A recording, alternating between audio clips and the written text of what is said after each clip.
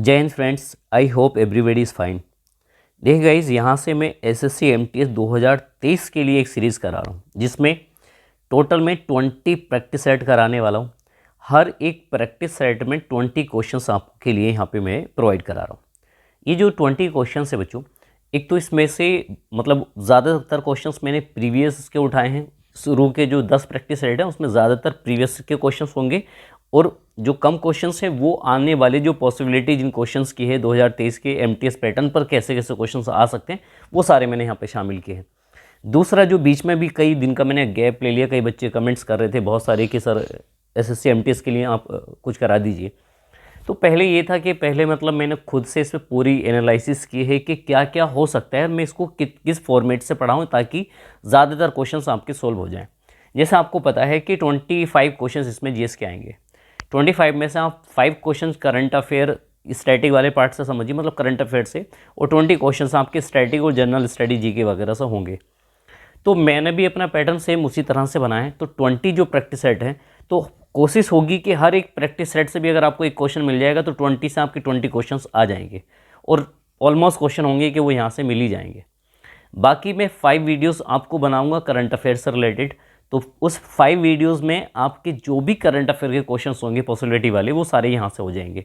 तो मुझे लगता है कि ये 25 आप टोटल वीडियोस देख लेना, और ज़्यादा टाइम की नहीं होंगी, केवल 20 से 25 मिनट की वीडियोस रहेंगी और इसमें ऑलमोस्ट आपका एमटीएस का जीएस तो कवर हो जाएगा।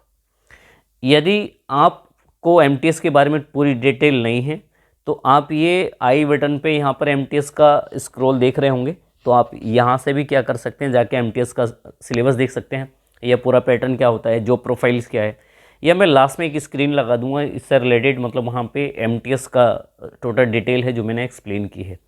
दूसरा, अगर वे बच्चे जिनका सीएचएसएल में का एग्ज़ाम है, केबीएस है या सुपर टेट है, तो उसमें भी बहुत ज़्यादा डीप नहीं आता है, तो आप चाहें तो इस सीरीज़ को फॉलो कर सकते हैं। केवल ये जो इनको मैं हाईली बोल रहा हूँ, आप फोकस करिए। मैंने कहा है भाई एमटीएस के लिए तो प्रॉपर फोकस एमटीएस के लिए है, उसके साथ साथ में केवीएस, सुपर टेट और सीएचएसएल वाले बच्चे भी देख सकते हैं, उनके लिए भी ये बेनिफिटेबल होगी। ठीक है। हाँ, अगर कोई आरओ एआरओ या पीसीएस का एग्जाम है, यूपीएससी का है, तो वो बिल्कुल भी ना देखे, क्योंकि यहाँ से मुझे लग रहा है कि उनके लिए एक भी क्वेश्चन कोई मिल जाए तो ठीक है, अदरवाइज़ नहीं होगा। तो मूल रूप से किसके लिए हाईली जो ये सिलेक्टेड है, ये केवल आपका एसएससी एमटीएस के लिए है। ठीक है, चलिए गाइस, तो मैं डायरेक्ट अब यहाँ से डायरेक्ट बात कर रहा हूँ फर्स्ट क्वेश्चन की तरफ। देखिए गाइस, तो पहले ही प्रश्न में हमसे पूछा गया कि भारत का दक्षिणतम अक्षांश है। अब यहाँ से अगर आपने ज्योग्राफी पढ़ी होगी तो आपको पता होगा सर अक्षांश क्या होते हैं। यदि नहीं पढ़ी और आपको बिल्कुल भी इसका आइडिया नहीं है तो मैं इसमें थोड़ा सा ये समझाऊंगा, लेकिन डीप में नहीं एक्सप्लेन करूंगा। उसके लिए आप चाहो तो ज्योग्राफी की किसी की वीडियोस देख लीजिए, क्योंकि अभी मैंने ज्योग्राफी नहीं पढ़ाई है। तो आप ऐसा समझो, जैसे मान लेते हैं कि सर ये पृथ्वी हो गई। ठीक है, तो पृथ्वी के बीचों बीच से हम किस पे, ग्लोब पर एक काल्पनिक रेखा को मानते हैं। इसको कहा जाता है इक्वेटर लाइन। क्या कहते हैं इसको हम? इक्वेटर लाइन, भूमध्य रेखा, जो कितने डिग्री का अक्षांश होता है? 0 डिग्री का। तो इक्वेटर लाइन पृथ्वी को 2 भागों में बांटती है। इधर वाले को कहते हैं हम उत्तरी गोलार्ध और इसको कहते हैं दक्षिणी गोलार्ध में। ठीक है, तो इसी के समानांतर या पैरेलल मान लो इस तरह से, यहाँ पे इस तरह से कुछ रेखाएं ज्योग्राफी में आपने ज़रूर पढ़ा होगा। तो यहाँ पर क्या होती है सर, ये अक्षांश रेखाएं हैं 10 पे 20 पे इस तरह से। तो इस तरह से 90 अक्षांश रेखा इधर होती हैं और 90 अक्षांश रेखाएं यहाँ पर होती हैं। तो ओवरऑल ऐसा मान लेंगे सर, 90 + 90 बराबर तो हो गए 180, प्लस एक ये हो गई 0 डिग्री की अक्षांश रेखा, जिसको इक्वेटर लाइन या भूमध्य रेखा कहते हैं। तो इस तरह से टोटल 181 अक्षांश रेखाएं हैं हमारे ग्लोब पर, जिनको काल्पनिक रेखाओं को माना गया है। आई होप आपको ये कॉन्सेप्ट समझ में आया होगा। एक क्वेश्चन यहाँ से ये आ जाता है, सर 2 अक्षांश रेखाओं के बीच की दूरी कितना होती है? तो यदि आपसे पूछ ले कि मान लो ये अक्षांश है, एक ही अक्षांश है, तो इन दोनों के बीच की दूरी कितना है? तो 111 किलोमीटर। कितना?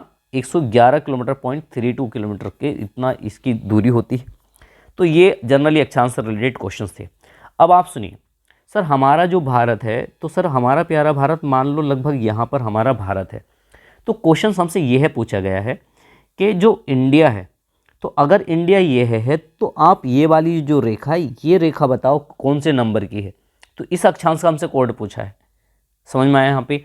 तो आप ऐसे समझ लेंगे कि यदि मान लो उदाहरण के तौर पे सर मैं मान लेता हूँ कि ये हमारा भारत है,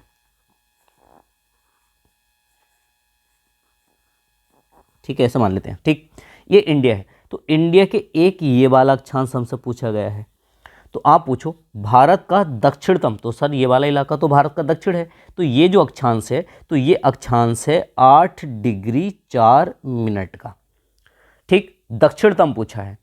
ठीक, दूसरा यहाँ का अगर हमसे पूछता है ये वाला अक्षांश कितने का, मतलब कितने अक्षांश के बीच में भारत स्थित है, तो ये हमारा है 37 डिग्री, कितना सर 37 डिग्री 6 मिनट का है।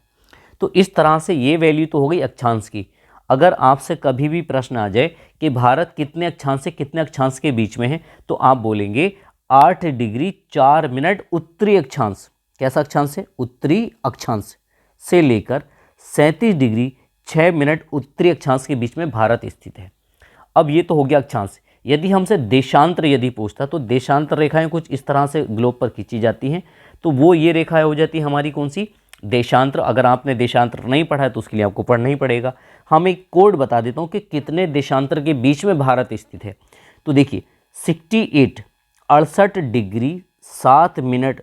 अब ये पूर्वी देशांतर है, कैसा देशांतर है सर, पूर्वी, डी का मतलब है देशांतर, तो पूर्वी देशांतर से लेकर ये वाला जो देशांतर है भारत का लास्ट वाला इधर पॉइंट में, तो 97 डिग्री 25 मिनट पूर्वी देशांतर।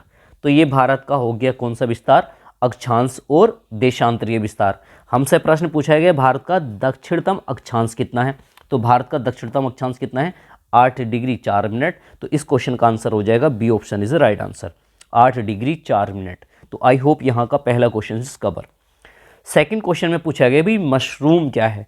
देखो मशरूम क्या है, यह है एक कवक है। मशरूम क्या है, एक कवक है।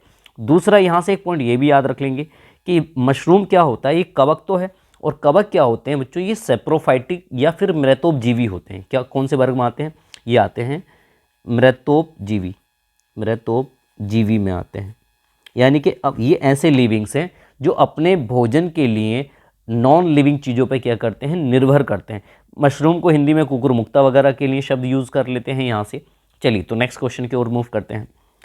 निम्नलिखित में से प्राकृतिक रूप से प्राप्त होने वाला सबसे भारी तत्व है।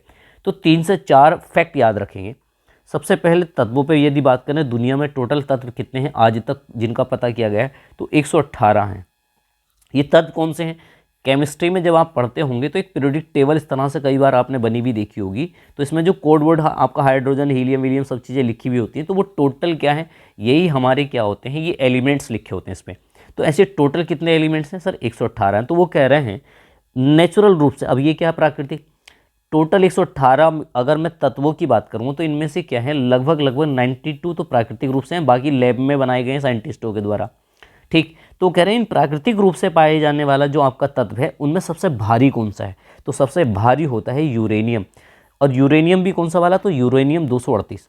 तो यूरेनियम 238 जो होता है ये क्या होता है, सबसे भारी आपका होता है। यहाँ से बहुत बार ये प्रश्न पूछा जा चुका है और संभावना है कि एमटीएस में पूछ ले कि प्राकृतिक रूप से प्राप्त होने वाला सबसे भारी तत्व कौन सा है, तो सर ये आपका यूरेनियम है। कौन सा है बच्चों, यूरेनियम है, राइट।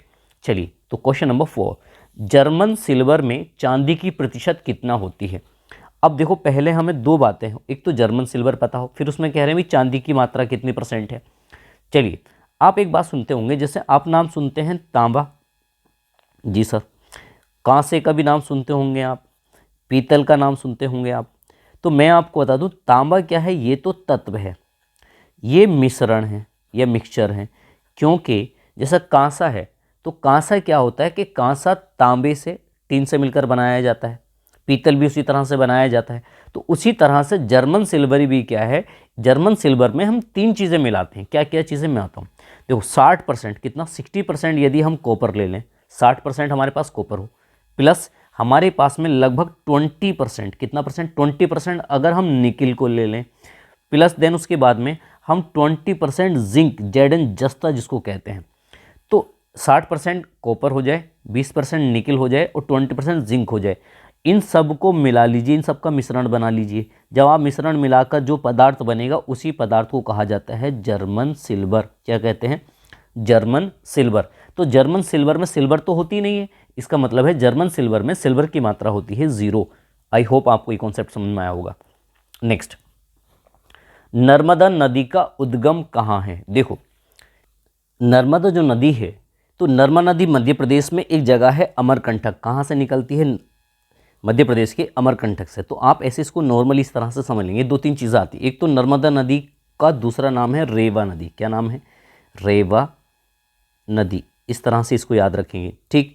दूसरा क्या है, यहाँ से ये याद रख लेना सर, नर्मदा नदी को, इसको हम मध्य प्रदेश की, कहाँ की? एमपी, मध्य प्रदेश की जीवन रेखा कहते हैं इसको हम। एमपी की जीवन रेखा। अगर आपसे प्रश्न आ जाए कि मध्य प्रदेश की जीवन रेखा किस नदी को कहते हैं, तो नर्मदा को। तो नर्मदा कहाँ से निकलती है? मान लो अगर ये मध्य प्रदेश है, तो सर मध्य प्रदेश में यहाँ पर क्या है? अमरकंटक है। और यहीं से क्या होती है बच्चों? यहीं से निकलती है, अमरकंटक से ही नर्मदा नदी। अब देखो, मैं यहाँ से लेता हूँ ये कलर। देखो, अब मान लो ये आपकी नर्मदा नदी है, ये यहाँ से बहते हुए ये चली जाती है अरब सागर में। कहाँ पर गिरती है सर? अरब सागर में। तो ये एक ऐसी नदी है जो विपरीत दिशा में बहती है, लेकिन भ्रंश घाटी से होकर बहती है। कहाँ से? भ्रंश घाटी, ठीक। और विपरीत डायरेक्शन में ये फ्लो करती है। और ये क्या है विपरीत डायरेक्शन? तो ये ज्योग्राफी का कॉन्सेप्ट है। नेक्स्ट क्वेश्चन की तरफ मूव करते हैं। भारत का दक्षिणतम अक्षांश, अच्छा ये देखो गलत टाइपिंग है ये क्वेश्चन से, कि विच स्टेट हैज़ लार्जेस्ट, देखो यहाँ से हम बात करें भी, सबसे ज़्यादा बताओ कि कॉपर अयस्क कहाँ होता है, कि निम्नलिखित में से किस राज्य में सबसे अधिक तांबे के अयस्क के भंडार हैं? तो सबसे ज़्यादा कहाँ पर हैं सर? ये है राजस्थान में। राजस्थान में एक जगह है, उसका नाम आपने सुना होगा, राजस्थान में खेतड़ी कर नाम सुना होगा आपने, खेतड़ी, राजस्थान में। अब एक शब्द आया है सर यहाँ पे, तांबे के अयस्क। अयस्क क्या होते हैं? तो अयस्क का मतलब आप ऐसे समझ लीजिए, जैसे मैं कह रहा हूँ भाई लोह अयस्क, इससे उदाहरण समझ लो, लोह अयस्क, लोह अयस्क, ठीक। तो हम आप पाते होंगे सर लोह सबसे ज़्यादा मान लो झारखंड में होता है। तो मान लो उदाहरण के तौर पे ये झारखंड है, तो झारखंड से क्या होगा, यहाँ पे ना रेत वगैरह के, यहाँ छोटी सी पहाड़ वगैरह टाइप के होंगे, और इन पत्थरों में मिट्टी, बालू, रेत और क्या होंगे, लोहे के कण मिले होंगे। इसी मिट्टी या डेले या पत्थरों को उठाकर उनको फिल्टर किया जाएगा, और फिर उसमें जो लोहे के कण जो होंगे उनको अलग करके फिर उनको क्या किया जाता है, ढाला जाता है, और देन उनको मेल्टिंग कर फिर लोहे के रूप में, जैसा हम देखते हैं सर ये अलग अलग चीज़ें, उसमें उसको बनाया जाता है। तो जैसे मैंने कहा कि वो जो मिट्टी विट्टी टाइप का पूरा है, उसी को कहा जाता है लोह अयस्क। यानी कि वे खनिज, दो खनिज, वे पदार्थ जो ज़मीन से खोद कर निकाले जाते हैं, ऐसे खनिज जिसमें लोहे की मात्रा ज़्यादा, तो उस खनिज को कह दिया जाएगा लोह अयस्क। जिसमें तांबे की मात्रा ज़्यादा होगी उसको कह दिया जाएगा तांबे के अयस्क। और तांबे के अयस्क सबसे ज़्यादा कहाँ पर हैं? तो सबसे ज़्यादा राजस्थान में। हाँ, इंडिया में अगर रैंकिंग पूछ ली जाए तो पहले नंबर पर तो सर राजस्थान में है। राजस्थान के बाद में कहाँ पर सर? मध्य प्रदेश में सबसे ज़्यादा होता है। उसके मध्य प्रदेश के बाद में सबसे ज़्यादा कहाँ पर होता है? तो झारखंड में। तो ये क्रम भी याद रख लीजिएगा, आई होप ये आपसे क्वेश्चन पूछे जा सकते हैं। नेक्स्ट क्वेश्चन, निम्नलिखित में से किस राज्य ने रेन वाटर हार्वेस्टिंग प्रत्येक घर में अनिवार्य कर दिया है? तो एक तो ये पता हो कि सर रेन वाटर हार्वेस्टिंग क्या है, और हर एक घर में इसको कंपलसरी किया गया है कहाँ पे? तो हर घर में सबसे पहले जो कंपलसरी किया गया था तमिलनाडु में। राइट आंसर तो ये है। हार्वेस्टिंग आप ऐसे समझ लो जैसे कि मान लो कि सर बारिश हो रही है, ठीक है, तो सर बारिश का जो पानी है, इस पानी को क्या करें लोग अपने घरों की छतों पर क्या कर लें, इसको स्टोर कर लें, जिससे कि इस पानी को इन फ्यूचर हम डिफरेंट काम में यूज़ कर सकें। यानी कि रेन वाटर हार्वेस्टिंग का मतलब है कि बारिश के पानी को अपनी छतों पर, टंकियों में, या कुछ ऐसे बर्तन या कुछ ऐसी चीज़ें वहाँ रख दी जाएं, या उसका एक ऐसा फ्लोट बना दिया जाए जिससे उस पानी को स्टोर करके यूज़ में लाया जा सके। आई होप आपको ये कॉन्सेप्ट समझ में आया होगा, ठीक है। नेक्स्ट क्वेश्चन आगे पूछा गया है, निम्नलिखित में से किस दिन सेना दिवस मनाया जाता है? देखो ये संभावित क्वेश्चन से, ठीक। तो अब किस दिन सेना दिवस मनाते हैं? तो सेना दिवस अगर शब्द यूज़ कर रहा है तो इसका मतलब होता है थल सेना दिवस। सेना मतलब है थल सेना, ऐसा समझ लेना। तो 12 जनवरी को तो मनाते हैं, आपने भी सभी बच्चे जानते होंगे कि सर इस दिन हम यूथ डे या आपका युवा दिवस मनाते हैं स्वामी विवेकानंद जी की स्मृति में, राइट। हाँ, 15 जनवरी को हम मनाते हैं सेना दिवस। कब मनाते हैं? 15 जनवरी को हम सेना दिवस मनाते हैं। बस आप मुझे कमेंट करके बताइए कि वायुसेना और नौसेना दिवस हम किस दिन मनाते हैं, ये आपने कॉन्सेप्ट मुझे बताना है। और भारत में पहली बार जो सेना दिवस है वो 1949 से बनाया गया था, और तभी से हम इसको क्या कर रहे हैं, सेलिब्रेट कर रहे हैं। चलिए नेक्स्ट क्वेश्चन की तरफ मूव करते हैं। क्वेश्चन नंबर 9 क्वेश्चन में पूछा गया है कि संसदीय चुनाव में उम्मीदवार की आयु कितनी होनी चाहिए? देखो, संसदीय चुनाव का मतलब है पार्लियामेंट के बारे में बात कर रहा है भाई, ठीक है। आपको पता है पार्लियामेंट के दो सदन होते हैं, एक होता है सर राज्यसभा, एक होता है लोकसभा। राज्यसभा का सदस्य बनने के लिए न्यूनतम जो एज है ना, न्यूनतम मिनिमम एज चाहिए 30 ईयर राज्यसभा के लिए, जबकि लोकसभा का सदस्य बनने के लिए आपको जो न्यूनतम एज चाहिए, मिनिमम एज, वो 25 ईयर चाहिए। अब यहाँ से दो कॉन्सेप्ट हैं सर, ऑप्शंस में क्या है, 25 वर्ष भी दिया है, 30 वर्ष भी दिया है। तो संसद का चुनाव लड़ने के लिए तो 30 वर्ष भी ठीक होती है, 25 भी होती है। लेकिन मैं आपको बताऊं, जब भी ऐसा प्रश्न आए तो वो जनरल क्या है, हम उसको न्यूनतम को ही मानकर चलेंगे, क्योंकि 25 में देखो अगर हम 30 वाले लगाएंगे तो फिर ये एज क्या हो रही है, मेंशन नहीं आ रही, इसलिए न्यूनतम वाली को ही फॉलो किया जाता है। और ये बोर्ड का आंसर्स भी यही रहा है। आई होप आपको समझ में आया होगा, ठीक है। और संसद के गठन का उल्लेख अनुच्छेद 79 में है, राज्यसभा 80, लोकसभा 81। तो संसद के 2 सदन और 3 अंग होते हैं, तीसरा अंग होता है राष्ट्रपति। अगला प्रश्न देखिए, क्वेश्चन नंबर 10 में पूछा गया कि भूदान आंदोलन किसने आरंभ किया। तो 2 सवाल हैं यहाँ से। एक तो ये जानकारी हमारे पास में हो कि सर भूदान आंदोलन किससे रिलेटेड है और शुरू किसने किया है। तो भूदान जो आंदोलन है ये शुरू किया था विनोबा भावे जी ने। किन्होंने किया था, विनोबा भावे ने। तो राइट आंसर तो हो गया सी। कब शुरू किया गया था, अगर यह प्रश्न पूछा जाता भाई कब किया गया है, तो ये शुरू किया था 1951, 1951 में। कहाँ से शुरू किया है, तो सर ये शुरू किया था कि पोचमपल्ली कर एक जगह है तेलंगाना में। कहाँ पे, तो पोचमपल्ली में, पोचमपल्ली। इतना डीप नहीं जाएगा, लेकिन इनमें से ये दोनों चीज़ ज़रूर पूछ सकता है आपसे, कौन कौन सी। एक तो ये कब शुरू किया था और किसने शुरू किया, तो दोनों डेटा यहाँ से याद रखेंगे। नेक्स्ट क्वेश्चन, पनामा नहर किन 2 महासागरों को जोड़ती है। देखो जो पहले तो आप ऐसे जान लो कि जनरल एक तरह से ये समझें सर, मान लो बच्चों ये मैं बनाता हूँ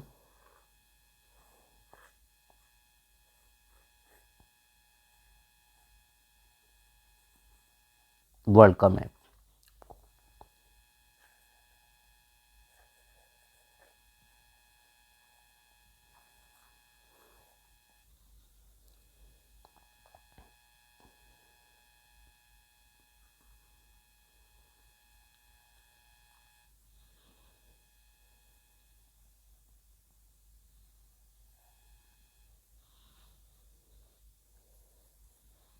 ऐसे समझो, देखो अब आप यहाँ से फोकस करके समझिए।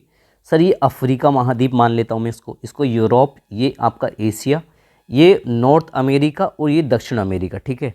तो यहाँ पर एक वाटर बॉडी है, ये जलराशि महासागर है। यहाँ पे देखो, जिसको ये वाला, एक तो ये महासागर है, यहाँ का जो महासागर है, इस महासागर का जो नाम है उसका नाम है अटलांटिक महासागर। क्या नाम है इसका, सर ये तो है अटलांटिक, अटलांटिक, ठीक है।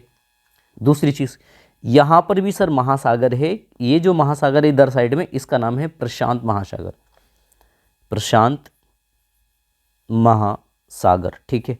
2 महासागर हो गए, कौन कौन से सर, एक हो गया एक साइड में अटलांटिक है, एक है प्रशांत महासागर, ठीक। तो मैं आपको ये बता दूं कि सर यहाँ पर है पनामा नहर, यहाँ पे। इसका मतलब ये है कि पनामा नहर से यदि हमसे प्रश्न पूछता है किससे बारे में, पनामा नहर के बारे में, पनामा नहर, तो पनामा नहर से 2 प्रश्न आते हैं। पहला प्रश्न तो ये है कि भाई पनामा जो नहर है, जैसे पूछा गया है भी कौन से महासागर को जोड़ती है, तो आप बोलेंगे अटलांटिक महासागर को प्रशांत महासागर से जोड़ती है, ठीक। अगर यह पूछे कि किस महाद्वीप को अलग करती है, तो नॉर्थ अमेरिका को, उत्तरी अमेरिका को दक्षिण अमेरिका से, साउथ अमेरिका, ये दोनों महाद्वीप हैं, इन दोनों को अलग करती है, 2 महासागरों को जोड़ती है, ठीक है। तो यहाँ से ये हमारा जो सही क्वेश्चन है कि पनामा नहर किन 2 महासागरों को जोड़ती है, तो ये प्रशांत महासागर को अटलांटिक महासागर से जोड़ती है। और यदि पूछता जोड़ने की बजाय अलग ही किसको करती है, तो सर अलग किससे करती है, उत्तरी अमेरिका को दक्षिण अमेरिका से क्या करती है, अलग करती है, ठीक है। नेक्स्ट क्वेश्चन देखो, हमसे नेक्स्ट क्वेश्चन में पूछा गया कि निम्बस किस मेघ को दर्शाता है। एमटीएस में इसी तरह के सवाल पूछे जाएंगे। मैं आपको ये बता दूं, ये जितने भी मैं क्वेश्चंस यहाँ से पुटअप कर रहा हूँ, ये सब एनालिसिस करके ही ये क्वेश्चंस मैं आपको प्रोवाइड करा रहा हूँ। कि निम्बस किस मेघ, मेघ मतलब बादल, किस क्लाउड को दर्शाता है, तो ये बारिश के क्लाउड को दर्शाता है। तो राइट आंसर हो जाएगा रेन क्लाउड, वर्षा का बादल या मेघ। आई होप ये क्वेश्चन यहाँ से याद रख लेंगे आप। नेक्स्ट क्वेश्चन है कि तुलुब राजवंश की स्थापना किसने की है। वेरी प्रोमिनेंट है क्वेश्चंस। देखो पहले तो पता हो कि सर तुलुब राजवंश के बारे में, तो एक बात समझो सर, 1206 से लेकर, ध्यान सुनो, 1206 से लेकर 1526 तक दिल्ली को केंद्र मानकर, यहाँ पे दिल्ली को सेंटर मानकर तुर्कों ने भारत पर राज किया, जिसको कहा जाता है दिल्ली सल्तनत। दिल्ली सल्तनत। तो आप एक क्वेश्चन तो यहाँ से ये भी याद रखेंगे, दिल्ली सल्तनत का टाइम कब से कब तक रहा, 1206 से 1526 तक, ठीक है। तो जब दिल्ली पर दिल्ली सल्तनत का जब शासन ये चल रहा था, उसी दरमियान दक्षिण भारत में यानी कि साउथ इंडिया में, यहाँ पे जहाँ महाराष्ट्र कर्नाटक वाला इलाका है यहाँ पे, तो यहाँ क्या था, एक साम्राज्य की स्थापना हुई थी। आपको जानते होंगे 1336 के टाइम की एक घटना है, जिस साम्राज्य का नाम था विजयनगर साम्राज्य। विजयनगर साम्राज्य, ठीक है। तो ये जो विजयनगर साम्राज्य रहा था, तो यहाँ पर 4 वंश हुए थे। कितने वंश थे विजयनगर साम्राज्य में? 4 वंश, संगम वंश, तालुब वंश, ऐसे नाम सुना होगा। इन 4 वंशों का एक वंश है जिसका नाम है तुलुब राजवंश। तो प्रश्न हमसे ये है कि भाई तुलुब राजवंश का जो ये वंश है, ठीक, मतलब विजयनगर साम्राज्य का जो वंश है तुलुब राजवंश, इसकी स्थापना किसने की है? तो इसकी स्थापना की थी वीर नरसिंह ने। वेरी प्रोमिनेंट है, ठीक है। चलिए नेक्स्ट क्वेश्चन। नेक्स्ट क्वेश्चन में हमसे पूछा गया निम्नलिखित में से कौन सा उपवेद नहीं है।